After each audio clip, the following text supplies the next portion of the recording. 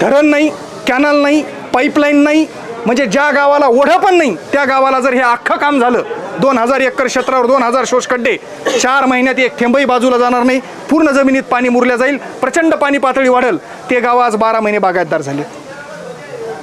तर हे सगळं काही खूप कमी पैशात होतं, कमी वेळेमध्ये होतं. स्वतः शेतकरी याला करू शकतो. तुम्हाला 20 एकर जमीन आहे, एक JCB मशीन आणा, 10 घंट्यात 20 खड्डे करती आणि दगड तुम्ही तुमच्या कुठून आनंद भरा, संपला विषय.